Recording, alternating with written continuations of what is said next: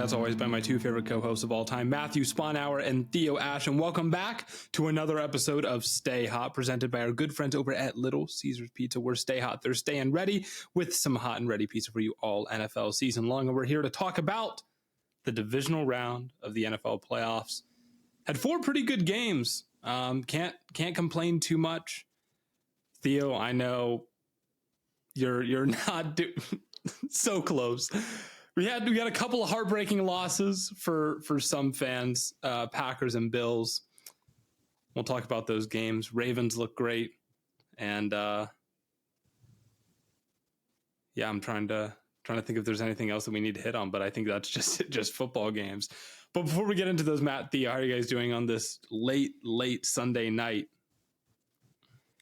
I'm doing fine. I'm more interested in how you're doing. You were in New Orleans. I was. It was quite cold, but warmer than Ohio. Cold in New Orleans. That's horrible. Yeah. It was. It was still fun. Like I didn't have a bad time there by any stretch. But I mean, the first day we got in, when the plane landed, it was like 60, and by the time we were done for the night, it was in the low 40s, and it was really windy. And then the next day was in the 30s all day. We had a freeze warning.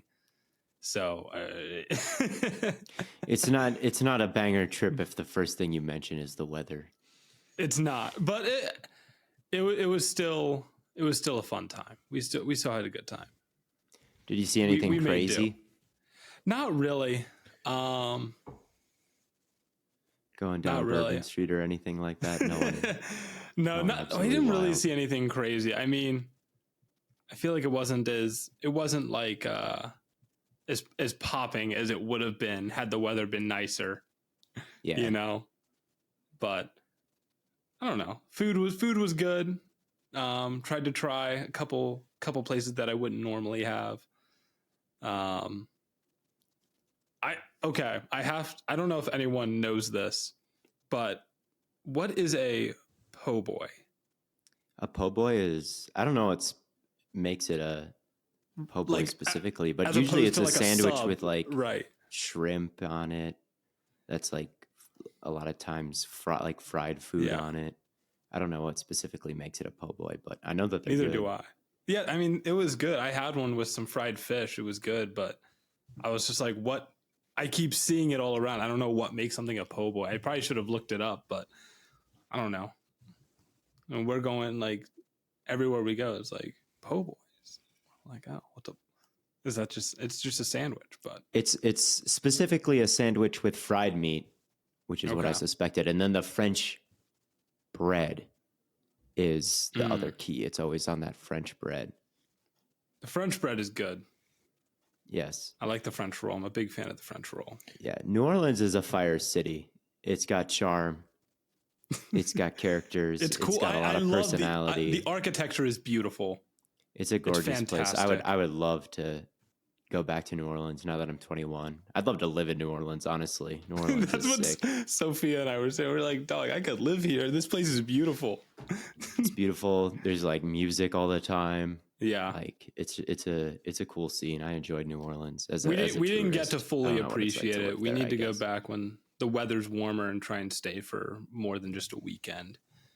But as long as the levees are the levees. As long as the levees are up. Yeah, and we saw we could see the Superdome and the Pelican Stadium from our hotel. So that was cool. I thought about trying to pull a G-Fed and walk onto the field, but I was like, an NFL field seems pretty impossible. Yeah, after hours. You could go into the Superdome. Yeah, it feels pretty tough. I almost got stranded in Dallas. Almost. Common occurrence here at Stay Hot. Anyway, let's talk about the games. Let's talk about the games. I figure we can just go in order of when they happened. First up would then be Ravens versus Texans. Seemed close through the early parts. It was 10-10 at half, and then Ravens really pulled away. there in the second. And to me, they just feel like the complete package. I find it hard to believe that any team in the AFC or the NFC is going to really knock them off. I mean, they'll play Kansas City, and then we expect them to probably play San Francisco, but I can't imagine a world where they lose either of those games. They feel too complete, and everyone else feels like they have something that could fail them, and the Ravens just don't. I agree with that. I agree. I didn't feel. And I think the defense just feels levels above where the other defenses in the league are. And Mike McDonald is scheming up just diabolical shit. My favorite play that they run consistently is they'll have Patrick Queen moving kind of laterally at the snap, like kind of curving down towards the line of scrimmage.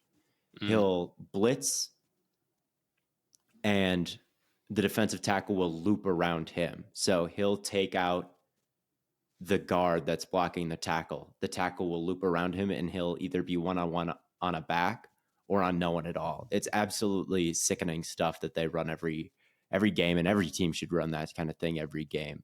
I mean, I watched Matt Patricia's defense last week and complained about like, oh, it's so static. You know, everybody's just going straight ahead. Like, it is not like that at all in Baltimore. Yeah. The layering, the attention to detail, and then just the talent of all the players on top of the sophistication. I just don't know if the Chiefs have the weapons to beat it. Like, can the worst version of the Chiefs that we've seen probably get past a defense playing as well as they've ever faced in the playoffs? I don't know. And then, like, looking ahead, what they already did to the Lions in San Francisco, man, and they're getting Mark Andrews back potentially. Yeah. Yeah. They're totally lethal. I don't know, man. Yeah, I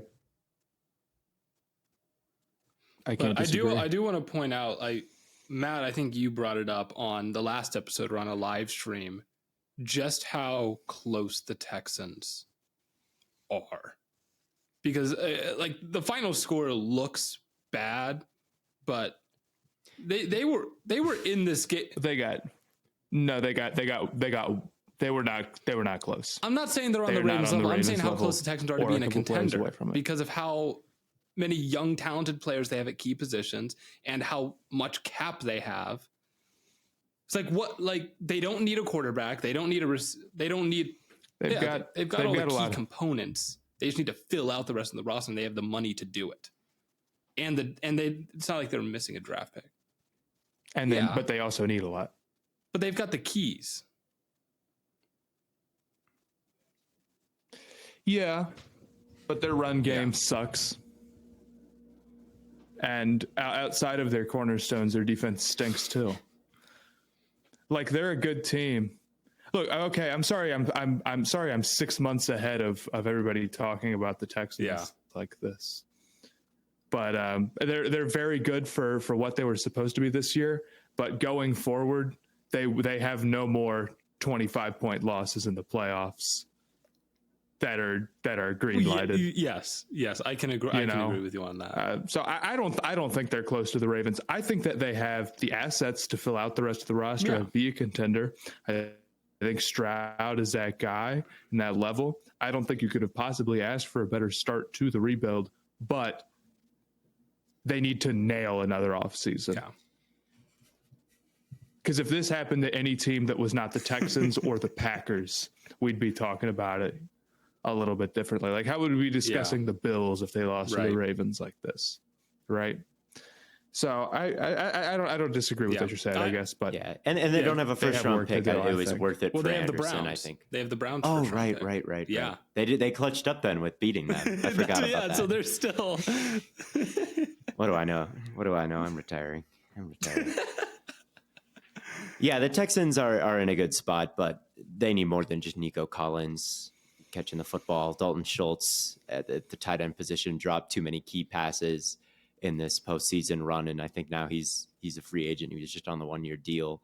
Grenard is a free agent. They've got a lot to spend on bringing back the pieces from this year. It's not all, useless people hitting free agency, or not to call them useless. I'm sorry, but sometimes that's the case.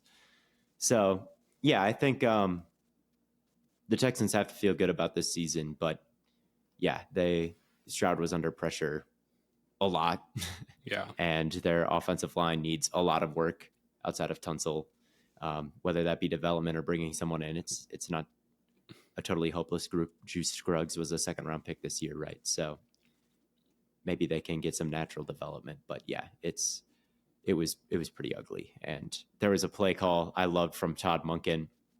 It was 2nd and 10 in the red zone. So they went to quarters, the Texans did, to protect the goal line, to protect the sticks. And the Ravens sent the number ones on each side down the field to take the corners.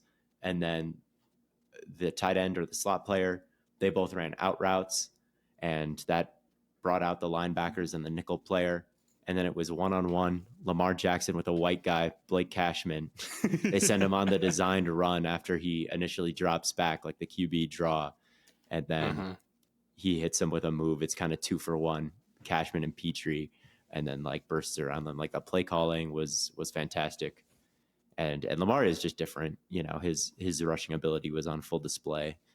And it took him a while to get adjusted to the blitz. And D'Amico was sending some great ones, and Christian Harris was being disruptive. But unlike some teams in the playoffs this year, the Ravens were actually able to adjust to it and eventually started to learn as the game went on, like how to beat it and cruise to the victory. Yeah. And you have to wonder if that 10-10 start was just the Ravens not playing for a week and trying to knock some of the rust off. Definitely. I think. And it was kind of a shift in tendency from D'Amico Ryans, not quite expecting what was coming. Like it was kind of a blitz. What is that? It's a sudden attack. Like they got blitzed. They didn't quite know what to do at the beginning. They got punched in the mouth, but it's a long game. And eventually they figured out how to beat it. And that's what good teams do. Yeah. I loved when they tried to hit Likely in the end zone the first time. And Lamar tried to laser it in there, and Likely was like, "Put it up, dog. I'm 6'8". Like, give me a chance." Just put it up there. And that's what happened later. He took it off someone's helmet. Next time. Yeah, I think it was the exact same. I'd be really interested to see how they utilize him and Andrews if Andrews comes back. I wonder if it'll likely would still be the starter and Andrews would kind of fill in. If he's... I mean, you don't have to rush Andrews back. Likely's been great. Mm-hmm. Yeah, I mean, Likely's been great. Zay Flowers has been good, but I thought Stingley did a pretty good job dealing with him for the most part. Yeah, he had that sick out route, Zay did.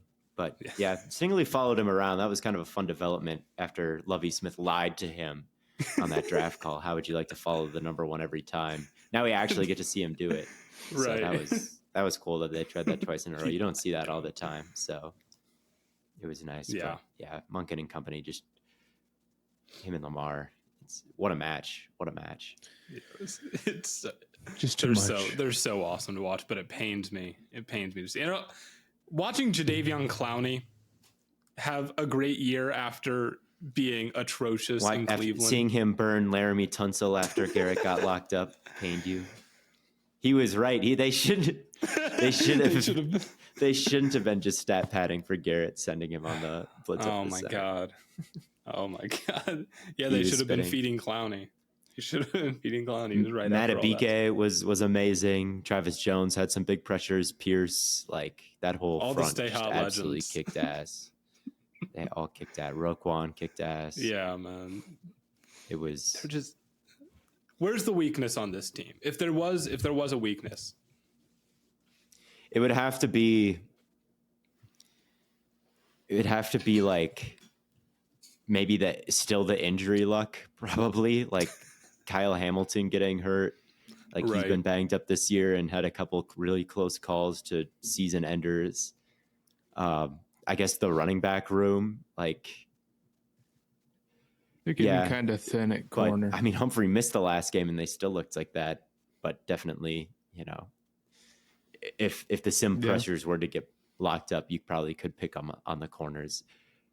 I guess there's still kind of they have scheme more than guys in the front four. But I think Owe and Clowney and Matabike and Jones are like have developed into plenty good enough dudes where it's like that's not even really true anymore. They've been playing well. Like you can dial up all the good scheme that you want, but if the guys don't play well, it doesn't really matter. Yeah, you got to hope for like a Steelers 6 drop performance from the receiver room is probably what you're looking at to beat them. I mean, even if you thought you could potentially lock up the sim pressures, I mean, are they going to play an offensive line good enough? I mean, the Chiefs on the interior maybe, but their tackle plays depends on how Ragnow and Jonah Jackson heal up. That's true, because that's the best offensive line in football. Yeah, if they play Detroit and Ben Johnson versus Mike McDaniel. Oh my God. I guess we already saw it and it went horribly, actually. So yeah, but this time it'll be different. This time it could be different. This time it could be different. But anyway, yeah, we'll stop dick riding the Ravens real quick and move on to one of the sadder moments from Saturday night. Green Bay. We should have started with this. This is what the people are here for. Everyone actually just went to the time card and they just skipped to this moment. Packers versus 49ers. Heartbreaker, man. Who has it worse than us, man? It's I can think of a couple of people in this room. Not many.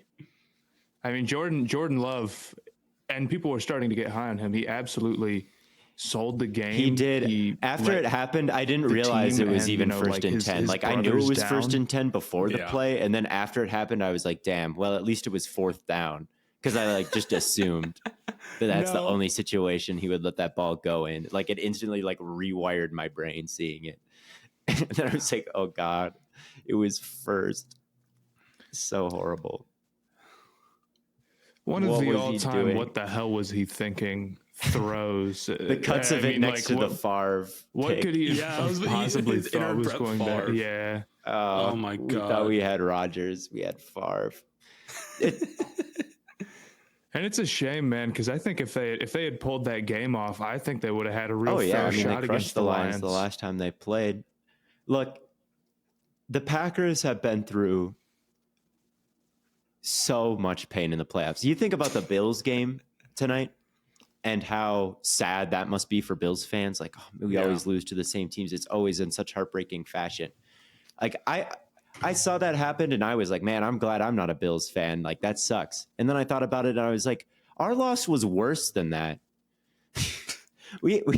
Aaron Jones ripped off a 53-yard run.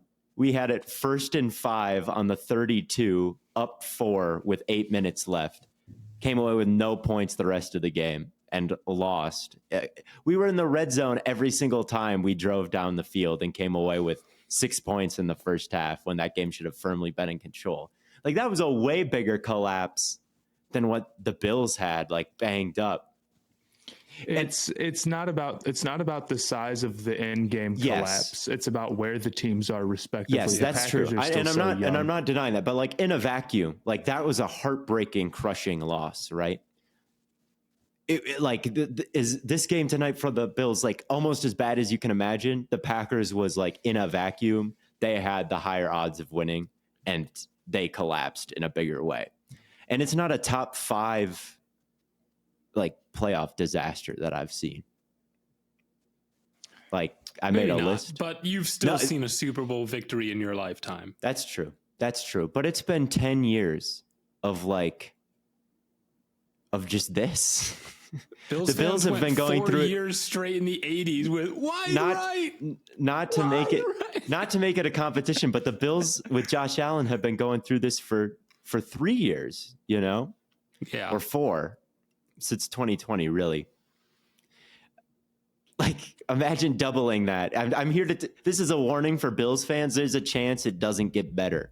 There's a chance that you lose to the Chiefs. They know 5 this, times. They know. They've been through this before. What do you? Like, they're not vets to the same degree the Packers fans are. No, what do you mean They're not. They're not. It's been since 2020 that it's been like this for them. It was a whole decade earlier. With Allen, but they had a whole nother era of playoff disasters. Not fans listening to this podcast. Hey, you don't know that. Yes, I do. Yes, I do. Yeah, I made my full ranking of worst Packers playoff losses. Number 1, 2014 NFC Championship game versus Seattle, the Bostic muffed onside kick. Number 2, losing to Brady with the Super Bowl on the line, wasting a Jair Alexander masterclass when the Bucs turned it over 3 times and we still lost. Third worst, 2011, Rodgers has like the greatest quarterback season ever, records that probably still stand in terms of efficiency. They go 15-1 and then lose to the 7-seeded Giants right off the bye. 4, the conference championship game against San Francisco, where Jimmy Garoppolo passed it like 9 times total, and Raheem Mostert had like 250 yards, and our super team was defeated by an undrafted free agent running back. And then 5, another San Francisco loss, though I think that was the one where Colin Kaepernick ran for like 200 yards on us. And I mean, I'll give you the track record against San Francisco is horrid. Between Rodgers and Jordan Love, they're now 0-5 against the Niners in the playoffs. It's bad, but it's horrible. I think to compare yourself to a team that has never won a Super Bowl, it's not the same. It's just I'm not saying that we have it worse than the Bills, because we have the ring that I do remember from when I was 10. Yes, but there's something about losing the playoffs every single year that I just don't know if anyone can really relate to, like Packer fans can. It's every season, and it's never a blowout either. We just always are in it and lose at the end every time. Steph Curry makes you believe that you can do anything. I mean, look at me. He has me believing that I can shoot threes when I play pickup basketball. And the Curry 11s are specifically designed with ultimate bounce, grip, and stability to allow everyone to do their thing. New generations of ball players are coming up and showing the basketball world that the old rules do not apply.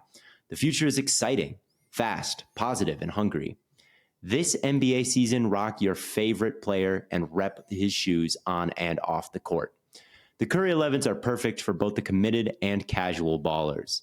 The UA Warp Tech makes the shoe feel like it was designed for your feet, locked in no matter what you do on the court. Stop in your tracks with dual density UA Flow cushioning and traction, an emergency brake that you don't even notice. Steph's 11th signature shoe steps into the second decade of his sneaker career, pulling colorway inspiration from the wonders of a positive and modernized future on and off the court. Take these kicks with you when you leave the scrimmage and rep UA wherever you go. Do your thing. Change the game. The Curry 11 Future Curry is available now at currybrand.com. But shout out the 49ers, obviously. Enough of my bitching and moaning about all the hardship that I've been through in the playoffs. They're just an inevitable team. Like, you got to put some real cushion and some distance between you and them, because it's what they do. Ayuk, absolutely a certified bucket. That third down catch where he was diving, like, absolutely nails the run that CMC had, where he cut at the second level and left Savage in the dust. Like, that was nasty. Kittle had a big drop, but some big catches and runs as well. And yeah, they'll just keep coming at you if you don't put them away. And Purdy didn't play a good game, I thought, but at the end did what he had to do, and it's on the Packers for not putting a team like that away when they had the opportunity. Purdy did enough to make the narrative people happy. That's a good way to put it. It wasn't his best game, but it wasn't Love's either, and I wonder how much the rain affected both of them You know, it was coming down a decent amount, and they were just like point blank missing throws, even easy ones. I'm not the biggest Purdy guy, but we'll see how he does next week, I guess. Yeah. Yeah, he was lucky. I really thought that pick was coming at some point, and it nearly did. It almost happened very early. But sometimes it's better to be lucky than good, and he has another shot to build his legacy next week against the Lions, and it's a very good opportunity to do so versus what if we see what we have seen from this Lions secondary these past couple weeks. So yeah, I think that Purdy gets a lot of slander, and to some extent deservedly so, especially when he was the MVP frontrunner. But now that he is not the MVP frontrunner, I don't really have much of a problem with the way Brock Purdy gets talked about. Like, he is an upgrade over Garoppolo. Yeah. He is, I think, a decent starter. I think you're underestimating what it would be like if he won the Super Bowl. You think it's going to be horrible? I think it's going to be insane. Yeah. If he wins the Super Bowl, it's going to be, I mean, no offense, 49ers fans, but I saw some of y'all calling him Joe Montana. It's like, okay. Yeah, I guess so. That was Lombardi who said that. That was pretty bad. But I also saw way more people dunking on him for saying that. That's true. I saw like saying That's true. That's true. There's always one guy. I'm not against the 49ers, honest to God. Maybe I should be, because they always beat my ass. But like, Shanahan deserves a ring, I think, as kind of the ultimate figure from this, you know, of the 2020s, I would say. Like, Kyle Shanahan and the success that he has had as kind of the ringleader of that coaching tree. That's true. I believe that he has been the central figure of the 2020s so far, and he is very deserving to win a ring. And I think most people would be able to distribute the credit between Purdy and Trent and Debo if he plays, and Ayuk and Shanahan. Like, I think most rational people would like be able to work that out, and I think Purdy fans would honestly just get suffocated all year by film Twitter and like and just general haters on Twitter who would jump at the opportunity to hate on anybody, whether it be Purdy or Allen or whoever. So I'm not too worried about Purdy dialogue going forward, and I don't really. It is pretty crazy that Shanahan doesn't have a ring. I know. It is kind of nuts.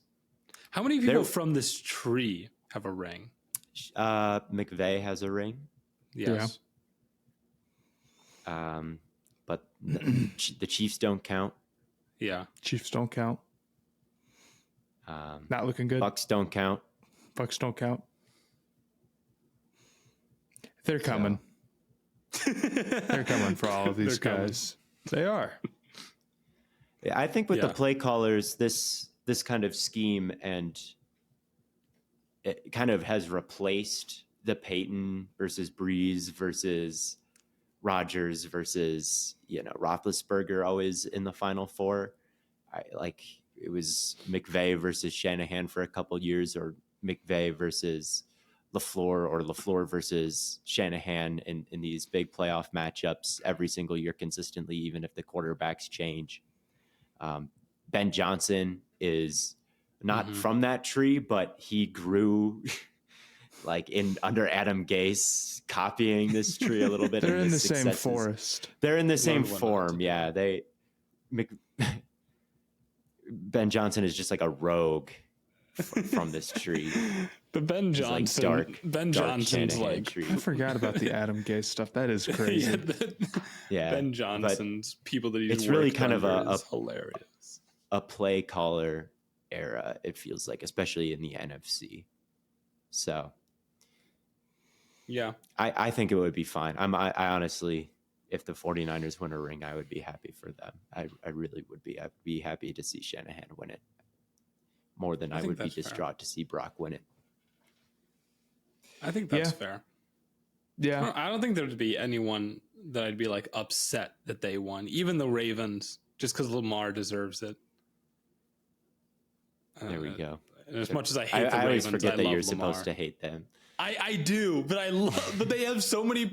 They draft all my favorite players, so they're like. That's got to be a tough position, because they're to me just the sickest team. They are. They're so sick, but I hate them with so much. But like, I don't have a choice but to respect them because they do everything. Yeah. I'm like, if I were a GM, that's what I would have done. Right. But yeah, so Niners move on, Ravens move on.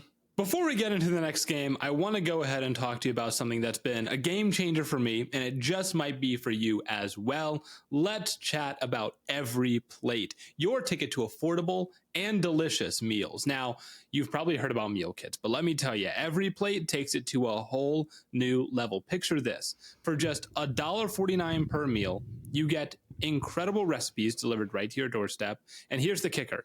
Add a 10-ounce ranch steak to your weekly order for just $1 per box. Yes, $1 steaks for life. That's raising the stakes for dinner, my friends. And speaking of saving, Every Plate is America's best value meal kit. I was a bit skeptical at first, thinking, meal kits might break the bank, but guess what? Every Plate's meals are cheaper than your average fast casual meal, so you can save big and still enjoy fresh, satisfying meals. I took that extra money I saved, and I treated myself to something special. But here's the real game changer for me, the variety. With over 25 tasty and affordable recipes that change weekly, you'll never get bored. Breakfast 24/7, 15 minutes or less meals, feel-good food, and big batch saves. They've got it all. And let's not forget the sides with breakfast items, lunches, snacks, desserts, and more. Now, here's the scoop. Get started with Every Plate for just $1.49 per meal plus $1 steaks for life. Head to everyplate.com/podcast and enter the code 49STAYHOT. Remember, your subscription must be active to qualify for that $1 steak. That's up to $110 in value. I've genuinely loved my experience with Every Plate, and I know you will too. So let's sizzle into the new year with delicious, affordable meals. Head to everyplate.com/podcast and use the code 49STAYHOT and make your 2024 your tastiest year yet. Talk about the early Sunday game. Detroit making their second ever conference championship appearance, first since 1991. Was that Barry's year? Yes, he was like all of the 90s, I believe. I think so. I thought Barry never made the playoffs. No, Barry made it once. Yeah, he was there. Gotcha. I think that was the team with Barry and Herman Moore. Right. So, and now they're back. And they look pretty formidable, man. Theo, you were talking about the secondary. I think outside of like the linebackers, their whole defense has looked pretty ruthless. What? Come on. There's not a single corner. The corner duo of Sutton and Kindle Vildor hasn't been a bit of a weakness. They've had some moments. But mostly what I'm giving... had some good moments and a lot of bad moments. Yeah, mostly what I should be giving credit to is the pass rush. Aiden Hutchinson has been on one recently. Yeah, he's been ridiculous. And I think that just kind of makes everyone else's job a little bit easier. I don't even blame Baker for that last interception. Like, he had a guy in his face. He kind of just had to let it rip. Yeah. And that one, I almost blame Baker just based on everything that he's done before. After the game, they talked to Barnes about it, and Barnes maybe is a bit too not famous enough to have the media training, so he actually gave like a really deep, like insightful answer to the question. And he was talking about how on film Baker will force that inside route, or he throws it all the time. So just maybe Baker's over-reliance on that in the past made it so the linebacker knew exactly where to be in that moment. And that's kind of where I think, Baker was predictable for him in that. So I don't think Baker, it was necessarily all his fault because he was under heavy pressure and it was really, really well covered. And it would have been tough to make a good play there. But just based on things that happened in the past, it sounded like the Lions were able to call the perfect play against Baker. I mean, what did Baker say? He told him to watch film. Looks like they did, man. They did. And CJ Gardner-Johnson picked him off. Yeah, even though that was on Mike Evans. Yes. You got to catch that. It definitely was. I agree. Yeah. Baker just plays his own game, you know. The flaws are the flaws with him.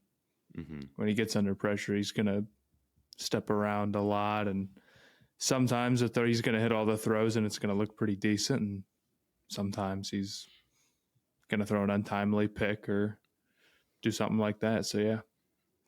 I don't know where Tampa goes forward. I wouldn't give Baker a deal, like it's not a serious long-term one. I think that's like walking right into a Daniel Jones situation.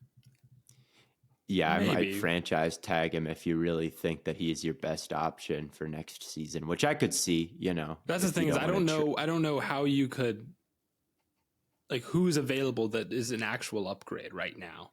I wouldn't give him any guaranteed money outside of next year. Yeah, I agree with you, Matt. Fair. I would say Baker is not giving you a chance to win a ring. I think that's the ultimate goal of it. He's not going to do it. So why tie yourself to him long term? It's only like, I don't think there's a move. And then like, okay, I guess we can bring him back and tag him or something like that. This episode of Stay Hot is brought to you by Prize Picks. Prize Picks is the largest daily fantasy sports platform in North America. They are the easiest and most exciting way to play daily fantasy. It's just you against the numbers. Instead of battling thousands of other players, including pros and sharks, you just pick more or less than on 2 to 6 player stat projections and watch the winnings roll in. Quick withdrawals, easy gameplay, and an enormous selection of players and stat types are what makes Prize Picks the #1 daily fantasy sports app.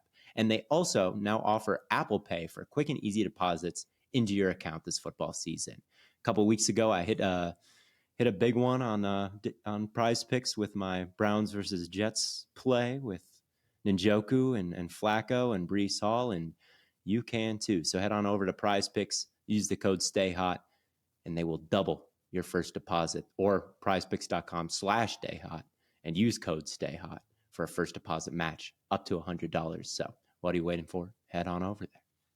I also think from this game, Gibbs is just such a beast, man. And I think looking back on it, it was worth the 12th overall pick, no question.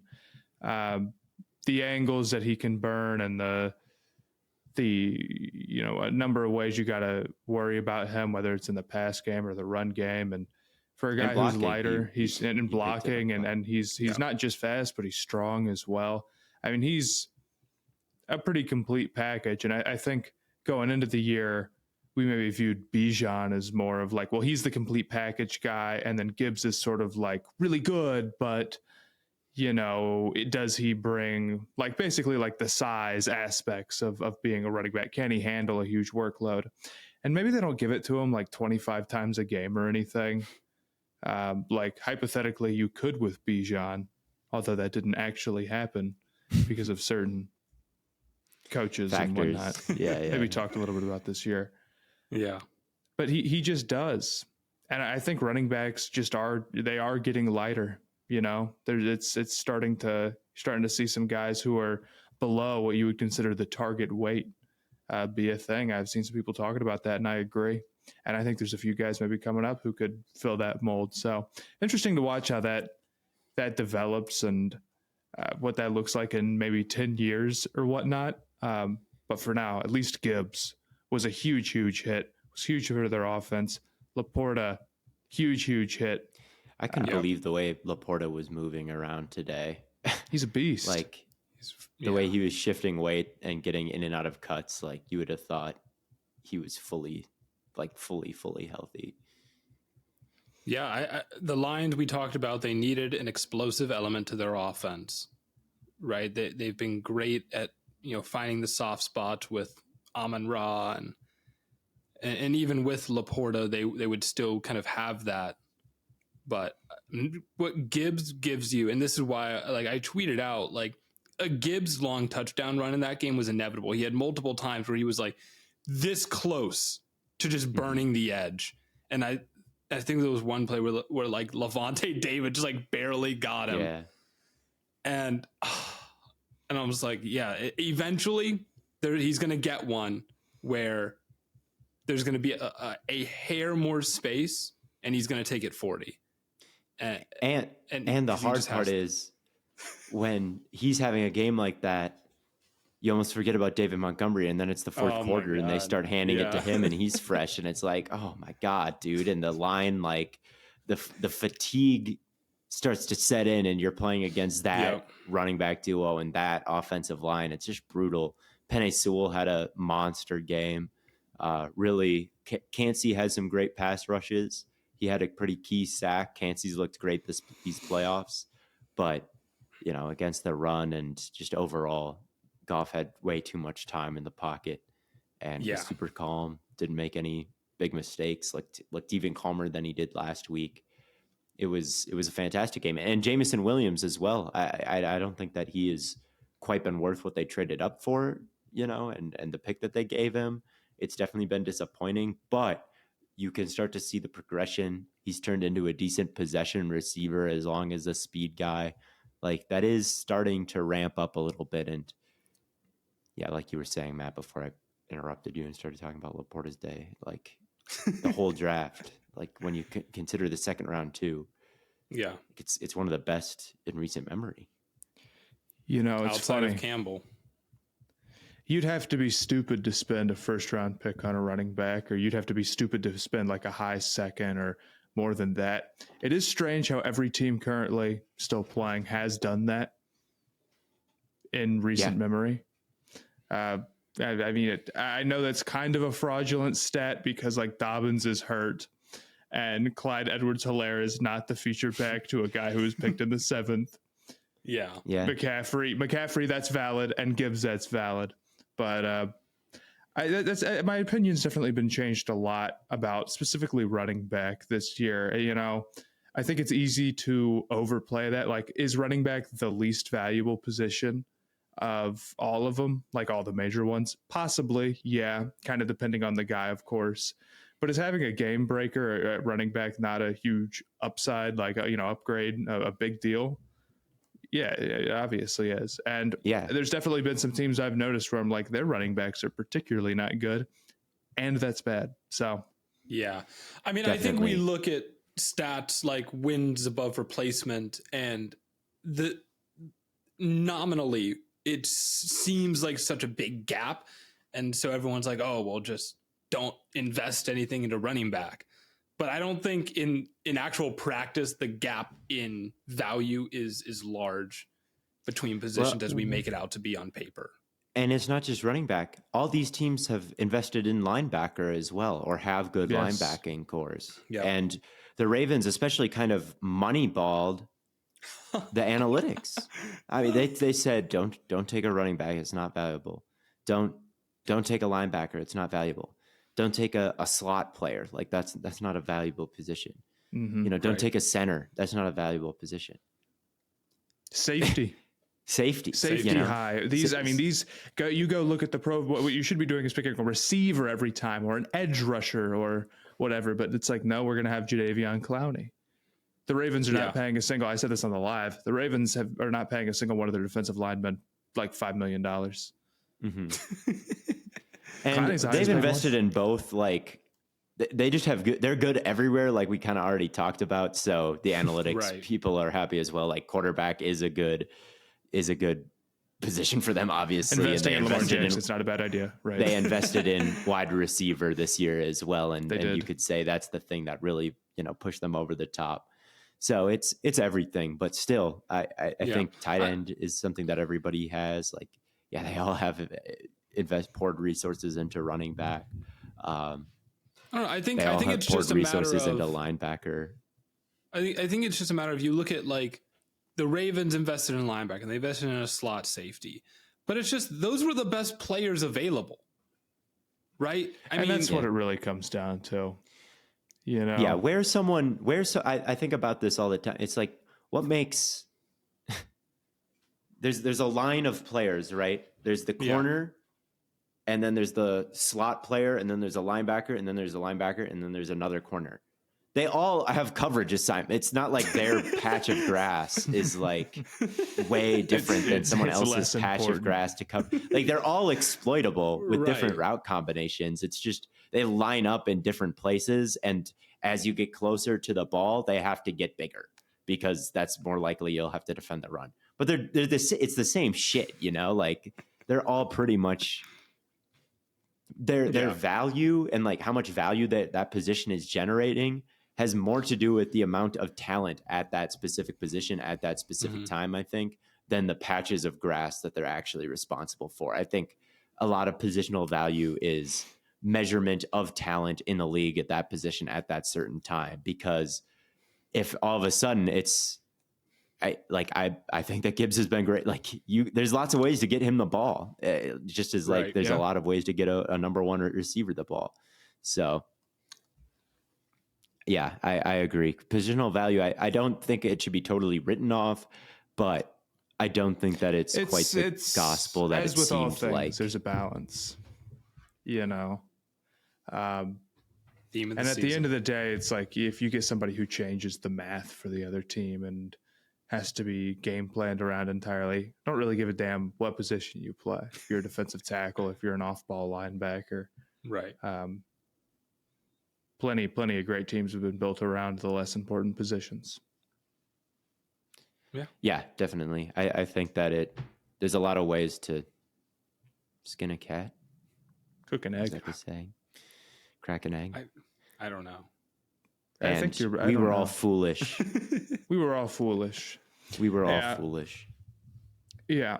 Looking back on it, it's not so obvious. And I was so stupid like 8 months ago. But that's definitely one thing that's been big for me, at least watching the games today and just over the course of the season. Yeah. Yep. The Lions are definitely a team, I think, like the Niners, where if you don't put them away early, there's a chance where you could have a day like today where things are close and then all of a sudden they can just run the ball on you. And it just kind of breaks open like a... Yeah. And like it all just kind of comes crashing down when they start to get that real traction in the running game, and like the pass rush starts to flail. Like you can feel the advantage in the trenches early, and it's just going to get, even if it's close now, it's going to get out of hand late. And that's what happened today with the Bucs. Like you could just feel the trench matchup going heavily in the Lions' direction. And then what happens eventually, they bring it to, it's a 2-possession game in the fourth quarter. Right. So that's, if that happened against San Francisco, like the Lions will, like, I think the Lions would win that. And I think that San Francisco's pass rush, where was it versus Green Bay? Like, I don't think that's why they won the game, was their pass rush. I think that Goff could be comfortable in the pocket, and I think they could run the ball, and, they have 2 guys, and I guess San Francisco also has 2, but they don't quite have the same sort of time share. And I don't know. I think that the 49ers are the better version of the Lions. I think they like to do a lot of the same things, and there's just a bit more star power in San Francisco. So they're my pick to win, but both of these quarterbacks, I think under pressure, they're not Mahomes. So if they can get an Aiden Hutchinson pressure that turns into a Brock Purdy pick, I think it'll come down to the red zone, and it'll come down to the turnover margin, like it always does. All the classic keys to the game. Yeah, all the classic keys. Agree. Yeah, but and what makes me feel good, it's like, okay, the position that we're in is like the Lions offense is pretty darn good. The 49ers offense is pretty darn good, but the Lions are the team with the weaker defense, right? So if you want to win this, you got to be going to outgun them. And the Lions have been pretty hot early, and they're willing to like be aggressive and play the underdog a little bit. It's not something that they're not used to, just the overall aggressiveness I think they need to have. They're not walking in here like we're the favorites or we should be here or we're nervous and we're not going to do that stuff. They were glad to do it last game when they easily could have walked in there saying Tampa Bay was the perfect matchup for us. It's very easy, NFC South champ, great. We just don't want to, none of that for them. So yeah, I think they can beat the 49ers, but we're also talking about this as, can the Lions beat the 49ers? And not the other way around. Yeah. I don't know. Niners have the expectations, but their playoff luck is Not exactly the best either. This is the clashing of dues here, as Kyle Shanahan is supposed to get one, and the Lions have never been here in my life. So, oh man, we're getting down to it. Getting down to it. Hey everyone, quick ticket buying update. Say goodbye to the stress with Game Time. Now I know we usually talk about the fantastic $20 off with the code BLADENK, but hold on, because we've got something big for you here today. How about a whopping $100 off your ticket to the big game in Vegas? Yeah, you heard that right. You can use the code VEGAS100, available for all users and not just the new ones. Now, realistically, $100 off a ticket worth a couple of thousand might not sound like a fortune, but hey, still $100. And guess what you can do with that $100 in Vegas? The possibilities are endless. Now, here's the kicker. $100 off the top of Game Time's lowest price guarantee. No kidding. See your seat view, get all in prices up front, and snag the best deal, because Game Time is truly committed to your peace of mind. So here's the deal. Download the Game Time app, create an account, use the code VEGAS100 for $100 off your big game ticket. Terms apply. And remember, this offer is for all users, but wait, we're not going to forget our regular deal. You can still use the code BLADENK and get an additional $20 off, just like you would any other event. So don't miss out on last minute tickets at the lowest price, guaranteed, by downloading Game Time today, and make every event unforgettable. Cheers to stress-free ticketing and extra cash in Vegas. And getting down to the Little Caesars game of the week. Another heartbreaker. Buffalo and Kansas City. Same as it ever was. Same as it ever was. I'm sorry for Buffalo fans. This sucks. Does suck. I have nothing against the Chiefs or Mahomes, but I like most of the big time quarterbacks, I've realized. I think we're all kind of Mahomes fans, and like we think that he's kind of on a GOAT track. Yeah, and it's like I want to see him do his thing, but like I'd also like to see Allen get one on him. And in a year where the Chiefs, like, they're not going to win the Super Bowl, most likely, like, why couldn't it have just been this year?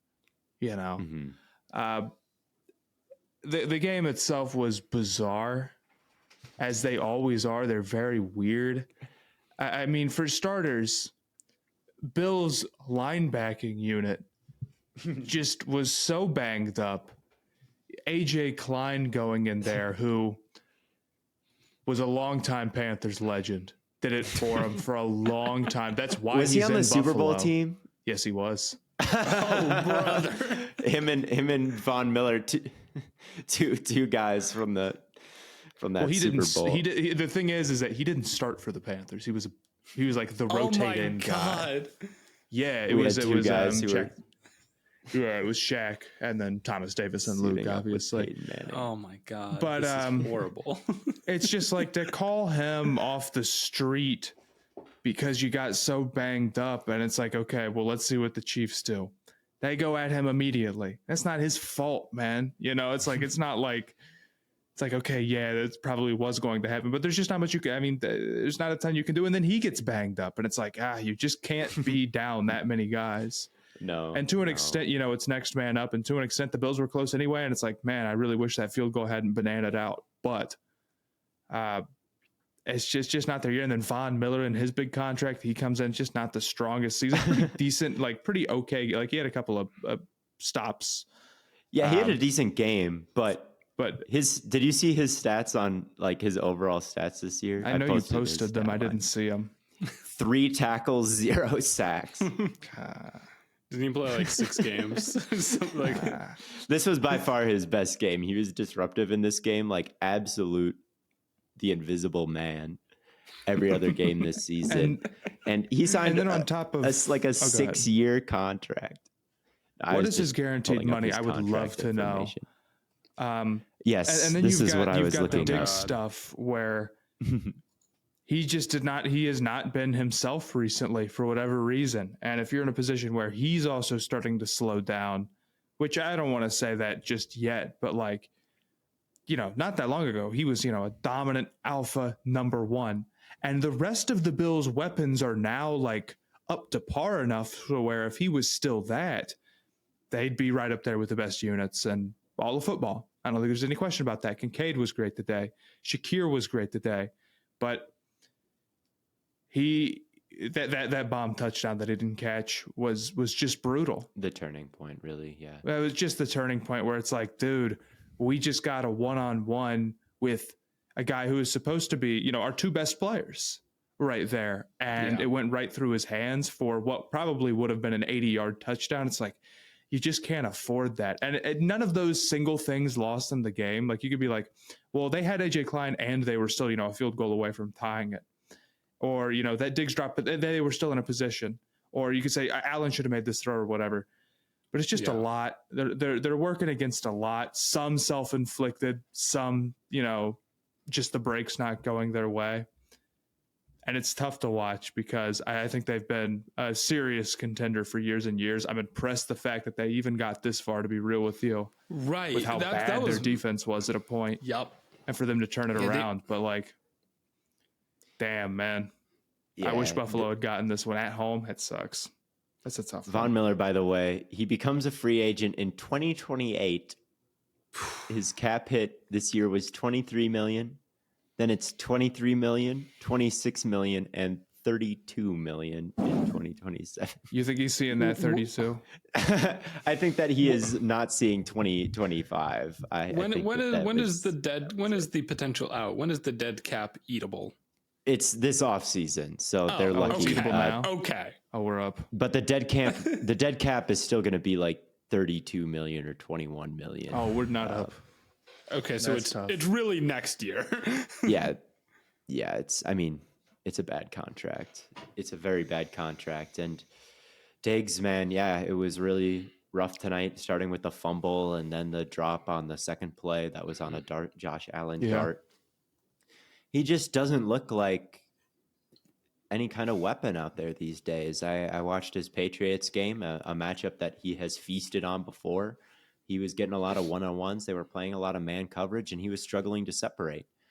When he's gotten the ball over the second half of the season, his choices after the catch have been really interesting. Like, he cuts back and, presses down on the right stick, and like, there are times where you just need him to get upfield on the first down, and he's like continuing to cut back and move laterally. And it's like, Diggs, I just don't remember him always being like that and having like bad instincts after the catch. And he's not a big receiver. Like, he's kind of small, and he just doesn't have the same kind of physical ability in those 50-50 situations at the back half of this year. And we saw it in a big way tonight. So it's like, he's small, like not great after the catch, like kind of struggling to separate. Like, he's just pretty bad in the games I watched him down the way. And weird vibes all year with Diggs. I don't know what happened this offseason that was so dramatic that McDermott it never really got revealed.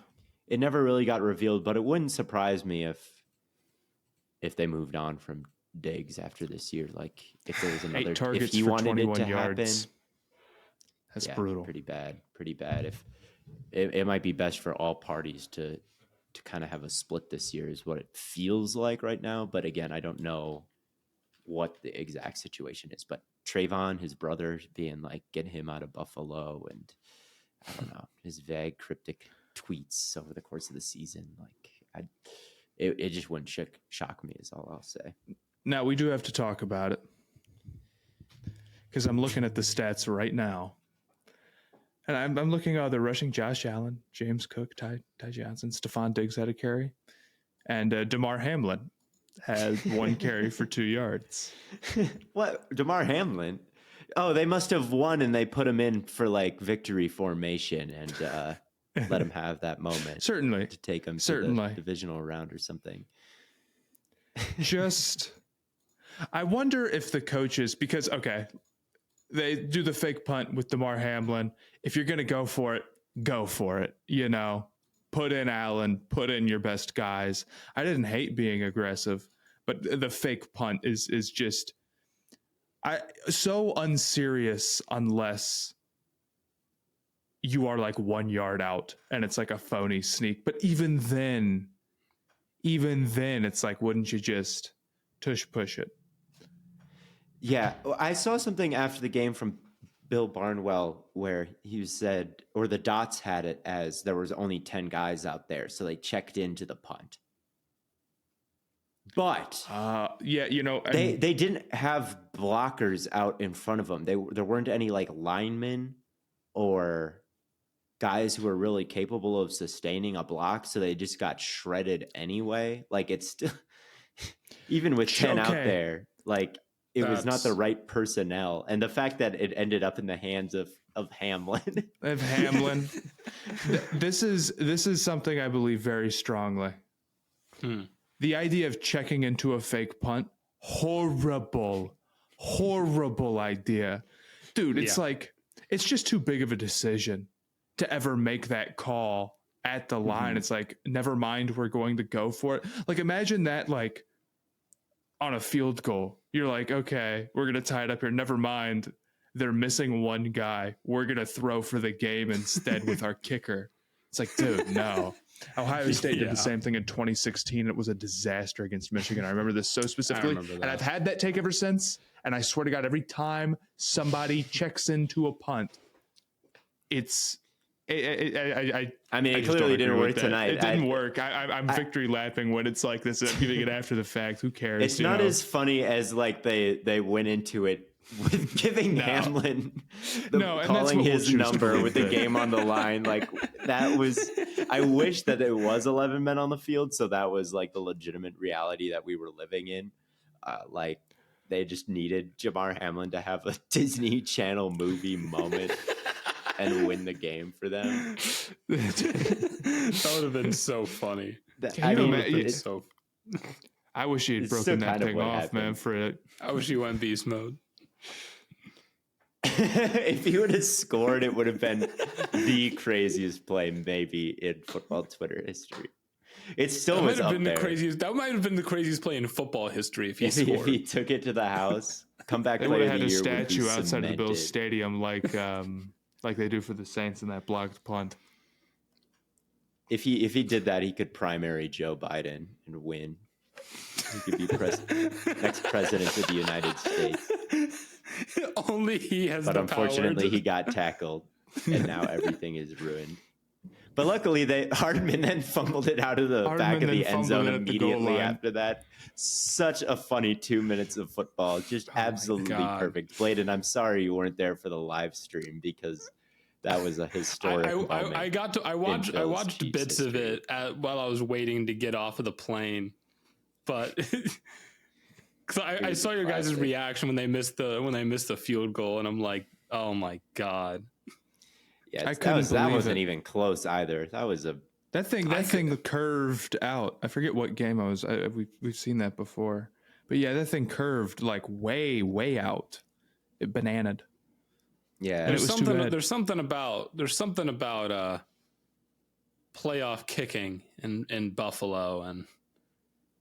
Yeah, I guess so. It was worse than the Carlson miss. Definitely, I was glad it took pressure off my kicker's situation. Yeah, but it's rough. I feel you. I think the Bills one's definitely worse. The crazy thing about their cap situation gets so bad after this and that's year, the thing. It's like contract this was kind of that's why it was so bad. This was kind of the last gasp it felt like before. It's like things are really like they're not going to be bad. Like they could be back next year, but it's getting tougher and tougher, and it really does stink. They would have won this game if their defense was healthier. I believe that. Yeah. They were horrible stopping the run. Like no one on the front seven had any juice to do anything. Like Mahomes wasn't really under too much pressure, and when he was, he made a big play. Oh my God, 6 yards per carry on the ground as a team for the Chiefs. Pacheco did a great job. Mahomes rattled off some big ones, and Edwards-Helaire had like a 28-yard run as well, which helped the average. But overall, like they just never stopped the Chiefs at all. I mean, it was like field goal, touchdown, field goal. Yeah, I'm sure that average is too low because the Chiefs need it. several times. So I wouldn't even say that that's bumping up I bet you it's closer to 7 on real runs. Yeah. The Chiefs defense played really, really fantastic ball today, though. I mean, they kick ass, and they weren't getting a ton of great looks at Allen. I don't think there was a single sack in this game at all. Yeah, I think you might be right. But they did a great job in coverage today, and go ahead. I mean, no, there just wasn't a lot there. Yeah, it's so crazy to me that they won the turnover battle. It's like all this talk about, oh, Allen turns the ball over so much, all the interceptions. They take care of the football, and they still can't get it done. Yeah, I thought their game plan was a little weird in this one. Like at one point, it seemed like Allen was playing an amazing game, and he was playing an amazing. It didn't seem like that. He was playing an amazing game. Yeah. And then you check the stats, and it was like he's averaging 2.4 yards per attempt, and he passed it behind the line of scrimmage like 16 times tonight, and he ran it a bunch as well. It seemed like they were a little bit paralyzed by like the blitz that was coming from Spags, and they didn't want to turn it over at all. And it feels like their mentality was kind of, look, what's burned us in the past, like trying to be too aggressive, throwing the turnovers. So it was just so much behind the line of scrimmage, so much short stuff. And Allen did as well as he possibly could have with the game plan. And like he was going beast mode with the runs, and he was on the money with all of his passes, and the big one that he really did try got dropped, but just not really an explosive offense after Joe Brady took over. I like what James Cook did this year. Their commitment on the ground was, I thought, admirable. You need to be balanced to win it all, and they have been more balanced, but it can't be at the detriment of what's going on down the field. of winning the game. It seemed to mess with Diggs.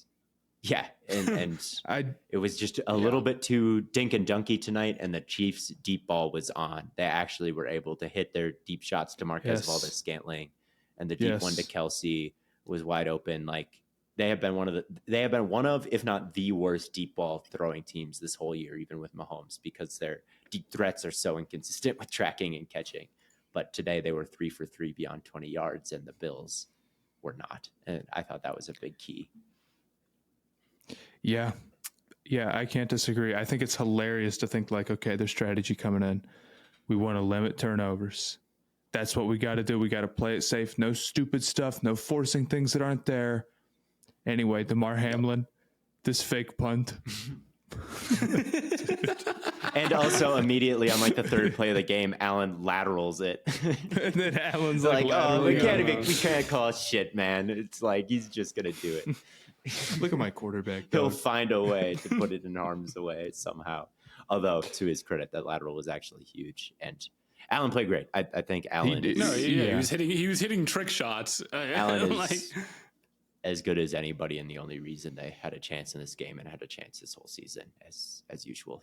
His slanderers are dumb as rocks, unfortunately. So listen, the criticism of people that say like, oh, such and such quarterback doesn't have an MVP or he doesn't have a ring, that is literally every quarterback in the league minus like Mahomes and Lamar.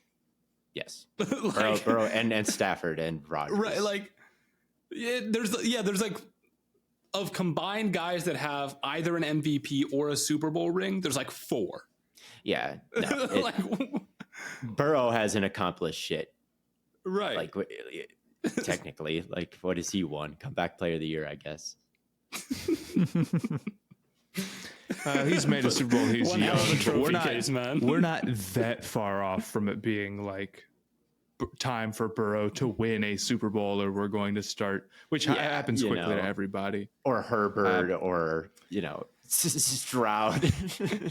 Stroud hasn't won anything yet. And this is what I'm saying about the Texans. Wait 6 months, and it's gonna all of a sudden it's not gonna be cute anymore.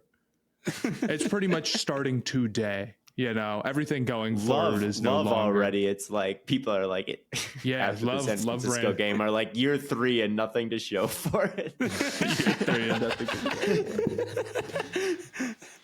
show. That might be the most bizarre thing to me all weekend, though, is Love, who had been playing such perfect, clean ball, throwing just a total nonsense one. He had to get He's going to be good. The bozo gene revealed itself. He had to get it out of his system. This will never happen again. He was like, you know what? We're going to lose this game anyway. Let me just. Such an awful fourth quarter. Such a terrible one. I feel you. But, I feel you. Oh, well. That's how it is sometimes. We'll have to wait another year for the Green Bay Texans Super Bowl matchup. I wonder if they're on their schedules next year, because you can look at the opponents. 2024 Packers opponents. It's been a while since we played the Texans, so I could definitely see it. Here's a good question I might ask on Twitter. Okay. Yeah, they do get the Texans next year. Nice. At Lambeau. Who do you think is more likely to be a disappointment next year, Green Bay or the Texans?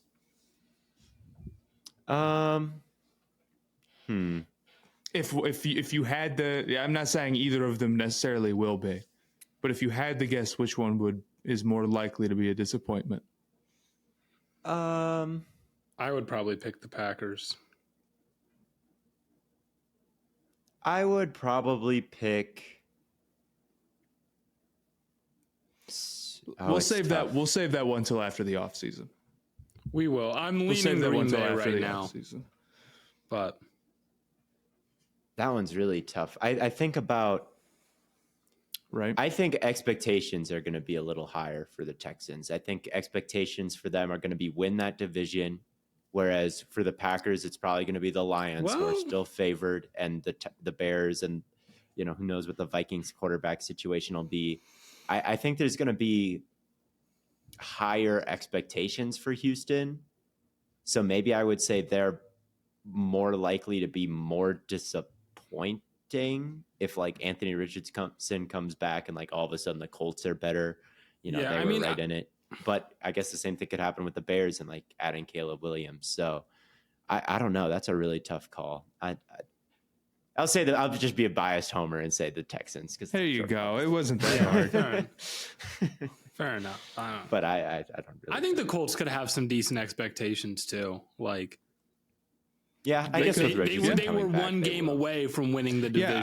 Yeah, I think not playoffs is a disappointment for them next year. I don't know how else you could possibly look at that. Yeah. I think both the Texans and the Colts. Maybe the idea is that Richardson's like really raw, and if he gets better and they miss, like I guess there's worlds. I don't. Yeah, there's a lot of casuals out there who set the tone for like expectations, and they're like the Kyle Brandts of the world could definitely be like, we don't know anything about Anthony Richardson, and being like Texans all over the place. Yeah. I could definitely see that being the narrative, but there's also the ball knowers who are all going to be, or the, film Twitter ball knowers, whatever you want to say. Solak, Ruiz, Tice, know the ones, myself, spouting Anthony Richardson stuff all year that can also set the tone. So who knows? we know who Richardson is. We know he's the truth, and Minshew I think is not what a lot of people think he is. So I would have high expectations for the Colts next year. I would also have high expectations for the Texans. Jacksonville, I'm not sure about, but I have high expectations for Jacksonville next year. I think as long as they have, you have to, but it's high expectations. Do you have high expectations for them, or do you have a high standard for them? Oh, I have high expectations for them, and they haven't filled out their like coaching staff completely yet, and they still have their right. These are all pre-off-season, and maybe if they blow but I expect them to have like a good offseason, and I expect them to regress positively in some ways. And I do expect them to be, maybe not Super Bowl contenders next year, but definitely like I expect them to win that division. Dude. It's kind of weird. I expect multiple teams to win that division, you know? Like I well, then that's the standard for them. The expectation would be like so.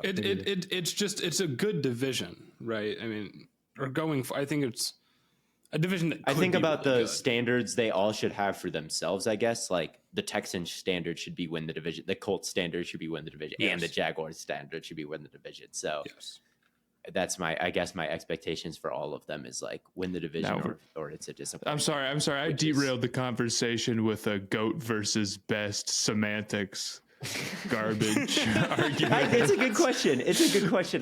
I'm too much of a coward. I'm making it a semantics it's too early. thing. It's too I early. could just answer your question and say, well, let's go through it. Offensive line Packers, quarterback Packers, weapons Packers, front seven Packers, secondary Packers. So Houston will be more disappointing. But I don't know if that's quite true. You taking Stroud over Love? Or yeah, Love over Stroud? I think I'm taking Stroud over Love. As good as Love has been. Fair enough. That's very honest and big of you. The bigger man. Salute you. Yeah. I'm taking Stroud as well because I'm the littler man who's picking the Buckeyes. So. Yeah, you didn't attend Utah State or ever root for that. Mm-mm. Wow. Shout out to him, though. Well, I think that's it for now.